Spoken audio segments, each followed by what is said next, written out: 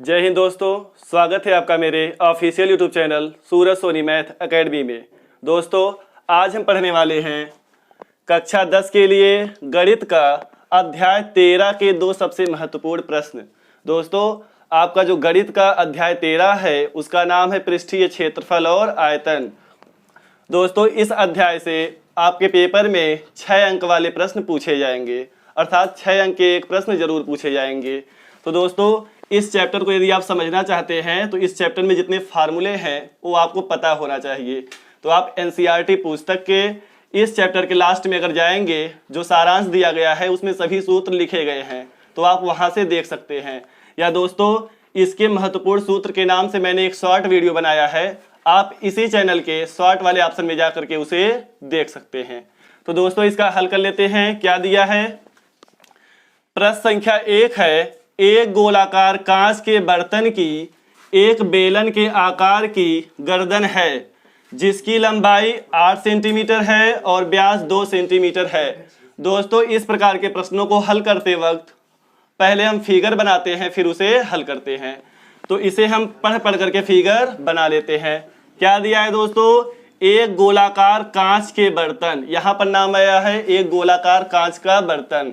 तो पहले हम गोलाकार बना लेते हैं। दोस्तों, गोला इस प्रकार होता है, तो हमने गोला बना लिया है। फिर क्या कहा गया है? बर्तन की एक बेलन के आकार की गर्दन है।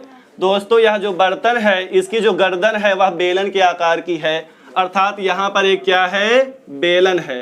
अर्थात दोस्तों, ये क्या बन चुका है? एक सुराही बन चुका है। ठीक है दोस्तों, आगे पढ़ते हैं। जिसकी लंबाई, दोस्तों यहाँ पर कहा गया है जिसकी लंबाई, अर्थात बेलन की लंबाई हमें दिया गया है। कितना है? 8 सेंटीमीटर। तो इसकी लंबाई हमें दे दिया गया है कितना दोस्तों? 8 सेंटीमीटर। आगे पढ़ लेते हैं। और क्या दिया है? और व्यास 2 सेंटीमीटर है। और दोस्तों, यह जो बेलन है इसका व्यास कितना है? 2 सेंटीमीटर। व्यास क्या होता है दोस्तों? ये जो वृत्त होता है इसका जो बीच वाला पार्ट होता है पूरा, उसे हम क्या कहते हैं? व्यास।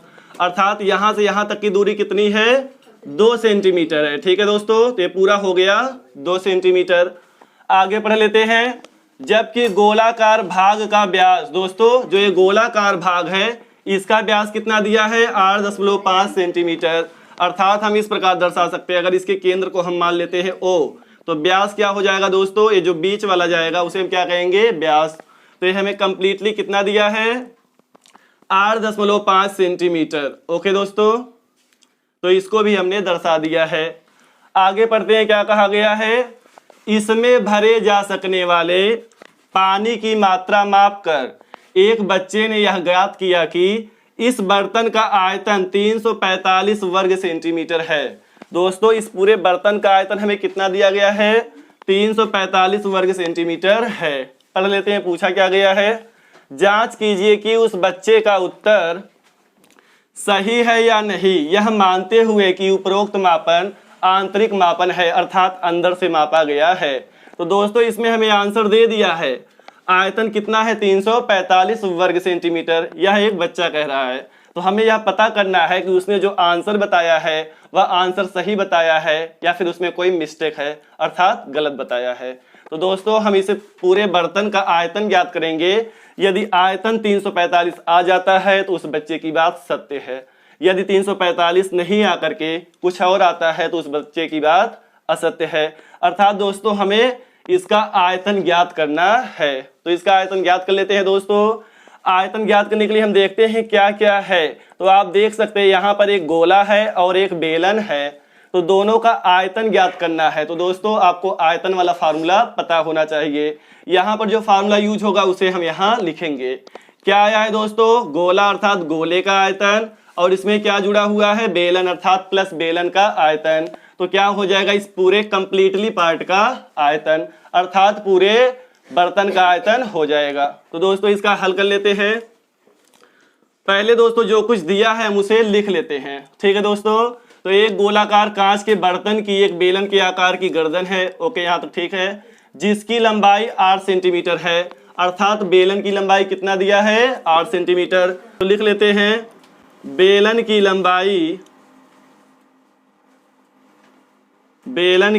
लंबाई, इसे अगर हम स्मॉल एच के द्वारा प्रदर्शित कर देते हैं। तो कितना दिया है दोस्तों, बेलन की लंबाई कितनी है 8 सेंटीमीटर है, तो 8 सेंटीमीटर हमने लिख दिया। और क्या दिया है, और व्यास 2 सेंटीमीटर है, अर्थात अभी बेलन की बात हो रही है। तो बेलन का व्यास कितना दिया है दोस्तों 2 सेंटीमीटर, इसे भी लिख लेंगे।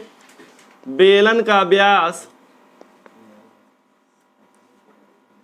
कितना दिया है दोस्तों 2 सेंटीमीटर, बट फार्मूले में क्या होता है त्रिज्या होती है, अर्थात हमें क्या चाहिए त्रिज्या। तो हम त्रिज्या निकाल लेंगे, इसलिए बेलन की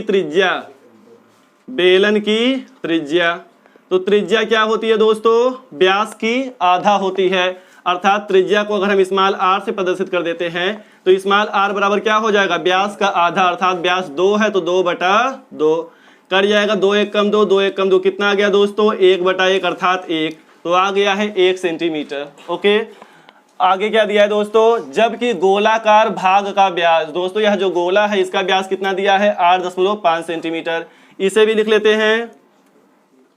गोले का व्यास कितना दिया है दोस्तों 8.5 सेंटीमीटर, तो हमें गोले की क्या चाहिए त्रिज्या निकाल लेते हैं। इसलिए गोले की त्रिज्या,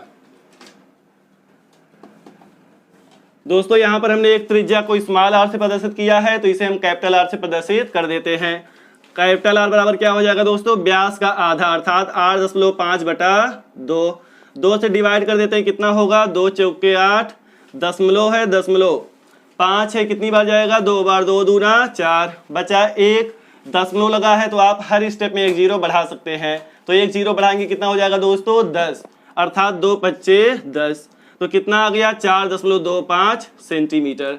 तो इस प्रकार दोस्तों हमने बेलन की लंबाई और त्रिज्या को लिख लिया और गोले की त्रिज्या को लिख लिया। हमें इस कंप्लीटली बर्तन का क्या चाहिए आयतन, तो हम इसका आयतन निकाल लेते हैं। इसलिए संपूर्ण बर्तन का आयतन, संपूर्ण का मतलब क्या है दोस्तों टोटल, संपूर्ण बर्तन का आयतन क्या हो जाएगा दोस्तों, इसमें क्या क्या शामिल है, गोला शामिल है और बेलन, अर्थात गोले का आयतन प्लस बेलन का आयतन। लिख लेते हैं तो क्या हो जाएगा गोले का आयतन प्लस बेलन का आयतन। ओके दोस्तों, अब हम इनके फार्मूले को रख देंगे। क्या हो जाएगा गोले का आयतन क्या होता है दोस्तों formula 4/3 pi r cube, plus बेलन का आयतन क्या होता है दोस्तों पाई आर स्क्वायर एच। इस प्रकार हमने लिख दिया। बट दोस्तों हमने गोले की त्रिज्या को क्या मान लिया है, गोले की त्रिज्या को हमने कैपिटल आर माना है, अर्थात गोले का आयतन जो है 4/3 पाई आर क्यूब, यहाँ पर हम कैपिटल आर ले लेते हैं ताकि यह पता चले कि गोले का त्रिज्या कौन सा है और बेलन की त्रिज्या कौन सा है। अब दोस्तों वैल्यू को पुट कर देंगे, 4/3 है 4/3, पाई का मान भी आपको दिया है 3.14, या फिर आप रख सकते हैं 22/7, तो रख देते हैं 3.14 गुणे capital R cube. Capital R का मान क्या हमने निकाला है दोस्तों, गोले की त्रिज्या 4.25, इसका क्यूब अर्थात 4.25 का होल क्यूब, प्लस है प्लस, यहाँ पर क्या है दोस्तों पाई का मान रख देंगे 3.14 गुणे आर स्क्वायर मतलब बेलन की त्रिज्या है। कहाँ है दोस्तों बेलन की त्रिज्या, यहाँ पर है 1 सेंटीमीटर, तो क्या हो जाएगा 1 का स्क्वायर गुणे यच है, यच अर्थात बेलन की ऊंचाई कितनी है दोस्तों 8 है।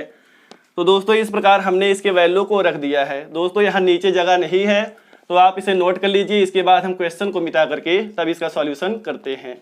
तो दोस्तों आप इसे पोज करके नोट कर सकते हैं या इसका स्क्रीनशॉट ले सकते हैं। ओके दोस्तों, आपने नोट कर लिया होगा। अब इसके आगे हल कर लेते हैं। तो बराबर क्या हो जाएगा दोस्तों 4/3 है, 4/3 को नोट कर लेते हैं, गुणे पाई का मान यहाँ पर रखा गया है दोस्तों 3.14, इसे भी हम नोट कर लेते हैं, गुणे यहाँ पर क्या है दोस्तों 4.25 का होल क्यूब है। होल क्यूब का मतलब क्या होता है 3 बार आपस में गुणा, तो गुणा कर लेते हैं, क्या आएगा 4.25 गुणे 4.25, 3 बार करना है दोस्तों। पहले हम इनका गुणा कर लेते हैं, फिर जो आएगा उसमें 4.25 का गुणा कर देंगे। तो गुणा कर देते हैं, 5 25 का 5 हासिल 2, 5 दूना 10, 2 12 का 2 हासिल 1, 5 चौको 20 और 1 21। अब 2 का गुणा कर लेते हैं, 2 पच्चे 10 का 0 हासिल 1, 2 दूना 4 और 1 5, 2 चौक 8। 4 का गुणा कर लेते हैं दोस्तों, 4 पच्चे 20 का 0 हासिल 2, 4 दूनी 8 2 10 का 0 हासिल 1, 4 चौको 16 और 1 हासिल 17। क्या हो जाएगा दोस्तों, 5, 2 और 0 जोड़ेंगे 2, 5 और 1 6, 8 2 10 का 0 हासिल 1, 7 है 7 1 8 और 1 1 को नोट कर लिया हमने। दशमलव कितने अंक पे लगेगा दोस्तों, यहाँ पर आप देख सकते हैं ऊपर 2 अंक पे है और नीचे भी 2 अंक पे है, अर्थात दशमलव कितने अंक पे लगेगा, 4 अंक पे। तो यहाँ से काउंट कर लेते हैं 1 2 3 4, तो दशमलव यहाँ लग जाएगा, अर्थात आ गया 18.0625। या आप दशमलव के बाद केवल 2 अंक भी नोट कर सकते हैं। तो यहाँ लिख लेते हैं दोस्तों 18.06, बस इतना ही रहने देते हैं। दशमलव के बाद 2 अंक हमने लिख लिया तो उतना बहुत है। और क्या है दोस्तों, तो दोस्तों इसका हमें 3 बार आपस में गुणा करना था, अर्थात इसमें भी हमें 4.25 से और भी गुणा करना है। क्या हो जाएगा, 18.06 गुणे 4.25। या हम पूरे को नोट कर लेते हैं, 25 गुणे 4.25 गुणा कर देते हैं, 5 25 का 5 हासिल 2, 5 दूना 10 2 12 का 2 हासिल 1, 5 6 30 1 31 का 1 हासिल 3, 5 का 0 में गुणा करेंगे 0, 0 में 3 हासिल जोड़ेंगे कितना हो जाएगा 3, 5 8 40 का 0 हासिल 4, 5 एकम 5 5 4 9। अब 2 का गुणा कर लेते हैं, 2 पच्चे 10 का 0 हासिल 1, 2 दूना 4 1 5, 2 6 12 का 2 हासिल 1 और 2 का 0 में गुणा करेंगे 0, अर्थात 1 हासिल था, 1 को हमने नोट कर लिया। 2 अट्ठे 16 का 6 हासिल 1, 2 1 कम 2 और 1 3। 4 का गुणा कर लेते हैं दोस्तों, एक गुणा आपको ज्यादा करना पड़ेगा, ठीक है दोस्तों, तो कर लेते हैं। अच्छा, 4 पच्चे 20 का 0 हासिल 2, 4 दूनी 8 2 10 का 0 हासिल 1, 4 6 24 और 1 25 का 5 हासिल 2, 4 का 0 में गुणा करेंगे 0, 0 में 2 जोड़ेंगे 2, 4 अट्ठे 32 का 2 हासिल 3, 4 एकम 4 3 7। इसको जोड़ लेते हैं, 5 है 5, 2 0 2 हो जाएगा, 5 1 6, 3 2 5, 5 1 6, 9 6 15 2 17, 3 2 5 1 6 और 7। कितने अंक पे दशमलव लगेगा दोस्तों, यहाँ पर 4 अंक है जबकि यहाँ पर 2 अंक, अर्थात 4 और 2 6 अंक पे 1 2 3 4 5 6, अर्थात दशमलव यहाँ लगेगा। तो दोस्तों दशमलव के बाद इतनी संख्याएं हैं, हम सभी संख्याओं को नहीं लिखेंगे, दशमलव के बाद की केवल 2 संख्याओं को हम लिख लेंगे, अर्थात 76.76 को हम लिख लेंगे। तो दोस्तों यहाँ पर कितना आएगा, 76.76। तो इस प्रकार हमने 4.25 का होल क्यूब को निकाल लिया है। प्लस है, प्लस क्या है दोस्तों, 3.14 गुणे 1 का स्क्वायर करेंगे 1 ही आएगा, गुणे 8 को हमने नोट कर लिया। इसे और हल कर लेते हैं, ये देखिए दोस्तों 3 से कटेगा या नहीं, देख लेते हैं। 4 1 5 3 8 है, 3 से नहीं कटेगा, तो पहले सबका गुणा कर देंगे, उसके बाद हम डिवाइड करेंगे। तो 4 का गुणा कर देते हैं, क्या हो जाएगा, 4 चौको 16 का 6 हासिल 1, 4 एकम 4 1 5, 4 तिया 12 और 2 अंक पे दशमलव, तो 2 अंक पे दशमलव, बटा 3 है, बटा 3 को नोट कर लेते हैं। गुणे अभी क्या बचा है दोस्तों, 76.76।